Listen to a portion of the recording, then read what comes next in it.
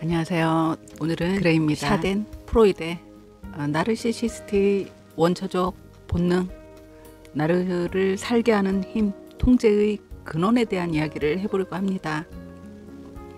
나르시시스트의 통제, 어디야? 뭐해? 누구 만나? 왜? 나는 나르시시스트는 통제의 언어를 쓰지만요, 아주 직접적이진 않은 경우가 많습니다. 통화를 끝내고 나면 뭔가 뒷덜미를 잡힌 것처럼 개운치 않게 그 단어의 의미나 느낌에 끌려가게 만드는 그런 어휘 구사 능력이 좀 뛰어납니다. 물론 이들의 이런 말을 듣고 나 지금 친구랑 영화 봐. 재미있어? 친구하고 있는 시간도 중요하지. 친구랑 당신이랑 어떻게 크기를 비교하겠어. 둘 다 소중하지. 굳이 비교하고 싶다면 당신 자리는 점점 크고 깊어지는 중이겠지? 이렇게 단호하게 자신의 생각을 말할 수 있는 사람에게는 이들이 함부로 촉수를 들이밀지 못할 것입니다. 나르시시스트의 이런 말에 마음이 쓰이고 신경이 쓰이고 그래서 안절부절 못하고 그를 서운하게 하고 싶지 않아서 절절매는 여러분은 그가 궁금하지 않도록 여러분의 일정, 여러분의 일과를 구구절절 늘어놓게 될 겁니다. 그런데요, 어느 날 그가 말할 거예요. 왜 이렇게 말이 많아? 그럼 또 여러분은 억울하게 될 겁니다. 사실 하고 싶은 말은 별로 하지도 못했는데 말이 많다니 입에 본드칠이라도 하라는 건가? 변명하고 설명하기 급급한 여러분은 정작 하고 싶은 마음의 이야기는 하지도 못한 채 그 사람의 눈치를 보면서 정작 나의 이야기, 우리의 이야기는 하지 못한 채 그렇게 시간이 지나가곤 할 거예요. 그러다 어느 날 그가 말하겠죠. 도대체 알아서 하는 게 뭐야? 그걸 내가 왜 알아야 하냐? 누가 궁금하다고 했냐? 이제 이 말에 내가 서운해지기 시작합니다. 이제 내가 안 궁금한 건가? 어디서 뭘 하든지 누구와 있든지 왜 이렇게 된 거지? 그의 뜻에 맞춰주고 싶은 여러분은 이제 그 나르시시스트 손바닥 안에 손오공이 되어 있는 거죠. 친구도 없으실 거예요. 아마도 하고 싶은 일도 별로 없으실 겁니다. 좋아하던 것도 아마 안 하고 있으실 거고요. 그냥 나르시시스트인 그 사람이 싫어하는 것만 하지 않으려고 노력하고 애쓰고 있는 여러분일 확률이 높을 거예요. 이건 하면 안 되고 이걸 하면 싫어할지도 몰라. 아니야, 안 돼. 아니야, 이건 안 될 것 같아. 여러분이 이렇게 되도록 만든 건 그들이지만요. 그들은 이제 이런 여러분에게 더 이상 흥미를 느끼지 않게 될 겁니다. 샤덴 프로이데라고 하는데요.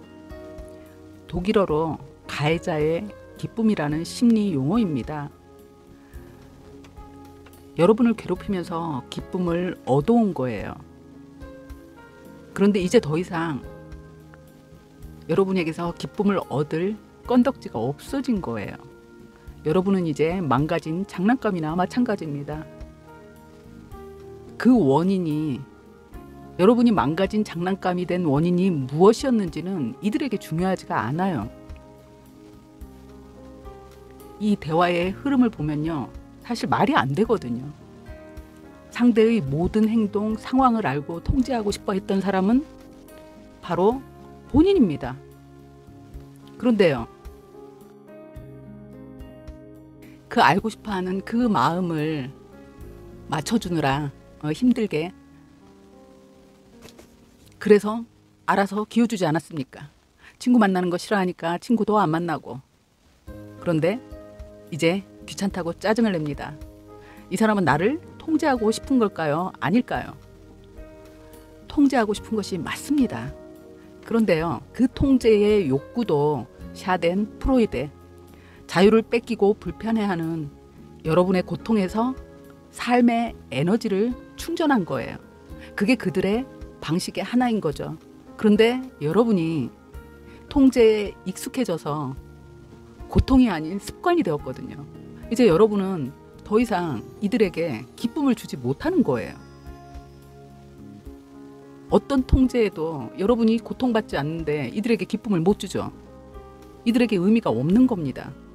통제를 통한 기쁨의 에너지는 이제 다른 곳에서 충전해야 되지 않겠습니까? 그런데요, 나르시시스트에게 이 샤덴 프로이데의 힘이요, 점점 뿌리가 깊어지는 이유가 무엇일까요? 가장 가까운 배우자에게조차요, 자식에게조차 샤덴 프로이데를 느끼게 되는 심리가 도대체 왜 그럴까요? 나르시시스트에게는요, 우리라는 공감계라는 이 안전지대의 개념이 이들에게는 없습니다. 나와 너는 있어도 우리가 없거든요. 나는 잘났고 너는 못났고, 나는 옳아 너는 틀렸어. 내가 하자고 했는데 네가 조율하자고 하면 너는 나를 거부한 거야. 내가 이기려면 너는 패자가 되어야 해. 적인 너의 아픔은 나의 기쁨이야. 이게 이들의 마음이거든요. 나르시시스트 성향의 사람이요, 우월적 지위에 오르고 권력을 가지게 되었을 때 그들의 성향이 가장 극명하게 드러나는 곳이 기부가 아닐까 생각합니다. 왜냐하면 이들에게 약자는 누굽니까? 패자지 않습니까? 이들에게 패자는요, 쓰레기예요. 영상에 쓰기 위해서요, 나르시시스트로 예측되는 성향이 충분히 예측되는 정치인들과 몇몇 분들의 기부처를 알아보다가요, 포기했습니다. 기부를 한 그게 잘 없더라고요. 자신들이 세운 재단 외에는 없더라고요. 극히 그들답기도 했습니다. 제가 결혼을 포기했었다고 하지 않았습니까? 그래서 저는 이제 출산 경험이 없습니다. 그러다 보니 제가 40 이후에 다른 것보다 그 출산에 대한, 아이에 대한 생각을 참 많이 하게 되더라고요. 결혼은 하고 싶지 않았지만 제가 결혼을 안 하려고 했던 건 아이를 낳지 않기 위해서 결혼을 안 하려고 했던 거거든요. 제가 아이를 낳아서 키운다는 게 너무 무서웠기 때문에 엄마의 피를 반이라도 가진 제가 아이를 양육한다는 거에 대해서 너무너무 두려웠거든요. 저는 그래서 결혼을 안 했던 사람이지만 40이 넘고 나니까 네, 좀 복잡했습니다. 그래서 그 혼자 아이를 키우는 엄마들에 대한 그 용감함, 제 입장에서 저는 이분들을 정말 너무 용감하다고 생각하거든요. 그래서 저는 이렇게 혼자 아이를 낳아서 키우는 이 용감한 엄마들에게 제가 정말 형편이 되면 기부를 하려고 노력을 하거든요. 그리고 큰 목돈은 사실 살면서 생길 틈이 없었습니다. 왜냐면 엄마라는 존재, 모친이라는 존재가 있었기 때문에, 그래서 조금씩 생길 때마다 재단이나 이제 생활관을 통해서 이제 후원을 하곤 했었는데요. 제가 결혼을 하고 우연히 뭐 남편과 대화를 하다가 그 달에 특근 수당이 뭐 많이는 아니고 한 20이, 제가 이제 휴일인데 지점에 가서 근무를 하고 20 정도를 받게 된 거예요. 뜬금없이 그 특근 수당이 나왔냐고 물어보는 거예요. 그래서 그건 내가 이렇게 해서 부산 센터에 애기들 그 미혼모 그 센터에 애기들 첫돌 공동 생일 파티가 있어서 내가 후원금을 냈다고 했어요.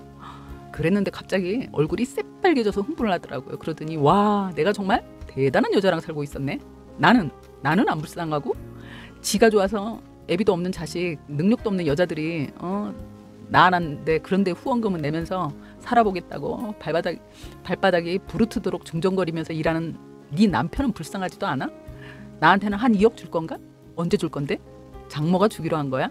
대충 날짜라도 알아야 나도 계획을 세우지. 좀 더 줄 수도 있는 건가? 막 이러고 랄라블라를 하는데, 말인지 외계어인지 말이 많지는 않지만 말이 길어지면 뭔 소리인지 뒤죽박죽인 말을 늘어놓죠. 결론은 생판 남한테 고생해서 일한 야근 수당을 왜 주자는 겁니다. 그런데요, 발이 부르트도록 걷는 일 아닙니다. 종일 사무실에 앉아서 컴이나 모바일 게임 뒤적거리다 손님이나 있어야 상담 조금 하다가 집에 들어오죠. 한 달에 저한테 생활비 한 50만 원 줬습니다. 그리고 정작 카드를 평균 한 200을 썼어요. 물론 카드값 생활비에서 결제했고요. 이후에 본인이 쓰는 카드값 결제는 본인이 하라고 했을 때 저 말을 하더라고요. 생판 남한테 주는 돈은 안 아까우면서 내가 살아보겠다고 일하느라 쓰는 카드값은 아까워서 못 내주시겠다 이 말인가?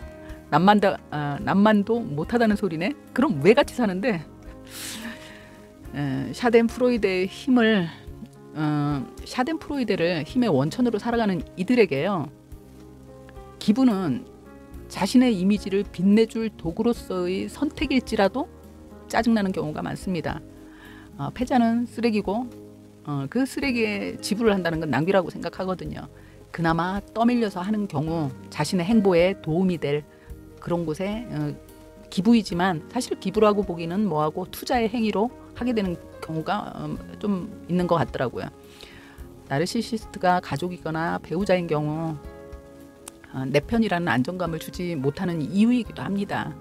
샤덴프로이드의 심리는요, 가해자의 기쁨이거든요.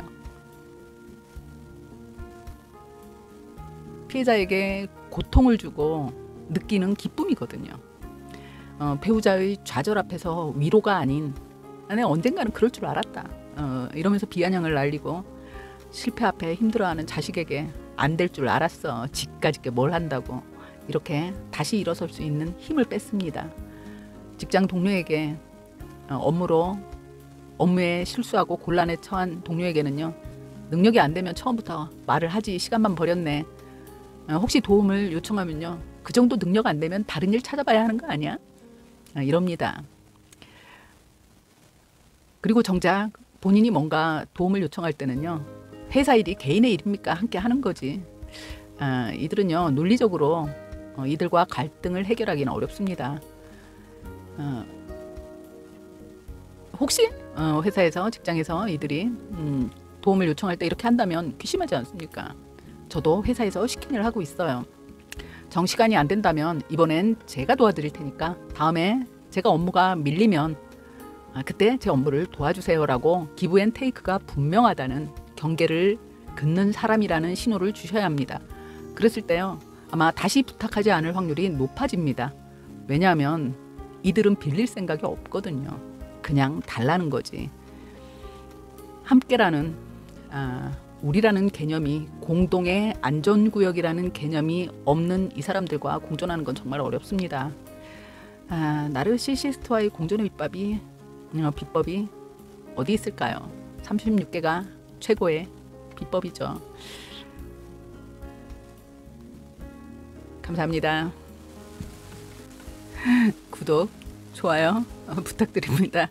궁금하면 유튜브에 댓글 달고 좋아요랑 구독 부탁.